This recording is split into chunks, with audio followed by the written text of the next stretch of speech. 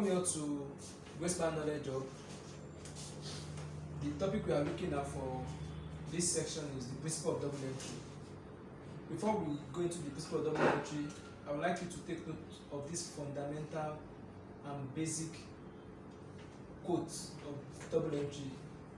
I would like you to know that double entry is that foundation upon which financial accounting and financial reporting is based on. And what does this mean?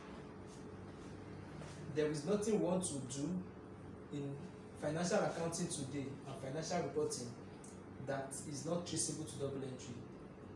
You see 1 billion in the trial balance, you see 200 billion in the SOP, statement of profit, statement of financial position, you see trillions of naira in the statement of profit or loss and other comprehensive income. But just as you are seeing this figure, do note that the foundation upon which all these figures are sitting on is the principle of double entry. According to Lucas Pasolio, he said that double entry principle states that for every debit entry, there must be a corresponding credit entry. This simply means that at every point in time, any transaction will always have two legs. And these two legs means as one side of the account is debited, there must always be a credit side. And that's why we see that every point in time, account must always be balanced.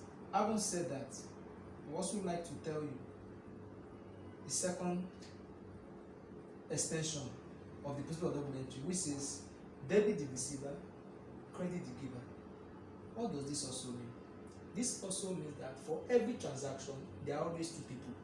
For every transaction, somebody is either giving while another person wants. It's that for every transaction, for example, you purchase motor vehicle. For you, you are giving out cash while the person receives the cash, whereas the person is giving you the motor vehicle. While you are receiving the motor vehicle, you can see, and you can paint as many as possible scenario. You invested in a company, you invested in that company, either cash or kind.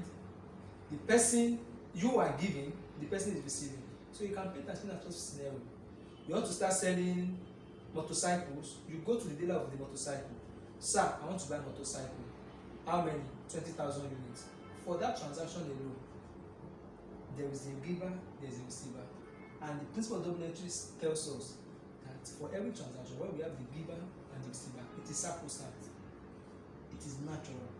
We are saying that the receiver in that transaction should be debited, while the giver in that transaction should be credited. I hope that is clear. Looking at the example right here, Westman paid rent by cash. Westman paid rent by cash. From here we can see that rent is an account here. Cash is also another side. Who is receiving? Rent is receiving. Who is giving? Cash is giving it. So in this instance, you debit rent because rent is the receiver. You credit cash because cash is the giver.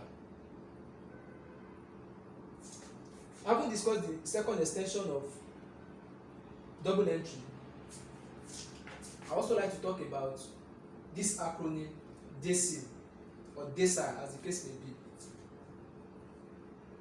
What does this mean? This is saying that you debit expense and assets, you credit income, liability, and equity when they are increasing. Just so that you know again, the natural balance of expense and assets is a debit balance. In any account, expense and assets, their natural balance anywhere in the world is a debit balance. While income, liability, and equity, their natural balance is a credit balance. And that simply means that when you find these two items, expense and assets, having credit balance, then you should know that the abnormal has happened. Just as in economics, the law of demand states that price increases as quantity reduces, right? And quantity reduces, quantity increases, as price falls. That is the normal demand law. Why the abnormal demand law says that when price is increasing, quantity also increases. The same thing applies here. Anywhere you see that expenses are increasing, what do? You debit. And we can say this is what? Decile. D-E-A-C-I-L-E. Decile. Why the vice versa is saying that when expenses and assets are reducing, what do? You credit them. Let me go back. Should you have seen trial balance before? You notice that in trial balance, expenses and assets will always be on the debit side. And that should tell you that the day or the moment you discover that expenses and assets, they're having a credit balance, you should raise a flag. Why? Because I mentioned that these two items, the natural balance is a debit balance. So one of the things you note in any account, trial balance anywhere, is these two always have your debit. That is a natural balance. Why?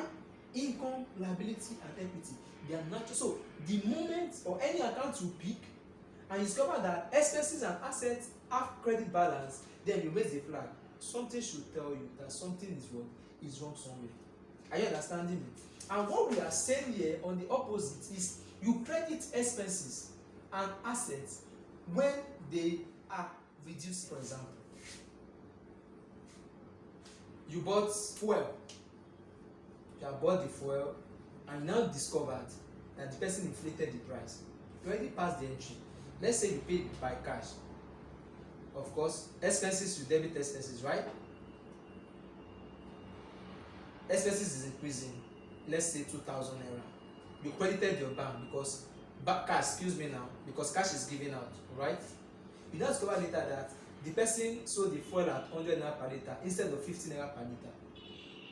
You now approach the person, let me have my refund. The person now refunded 1,000 naira. In that kind of situation, your expenses has reduced. What do? Expenses has reduced. Because your expenses has reduced, what do? That same entry you passed of 2,000 naira debit because your expense increased. What do next? You need to go and credit this with what? With the 1,000 naira refund, and do what? And debit your cash. Because what? Your cash has received money. You can now see the leg here. Expenses has reduced, right? Cash, which is an asset, has increased. Also note, why you debit income, liability, and equity. In the next episode, because somebody may be asking, how do I even recognize expense? How do I recognize assets? How do I recognize income? How do I recognize liability? How do I recognize equity?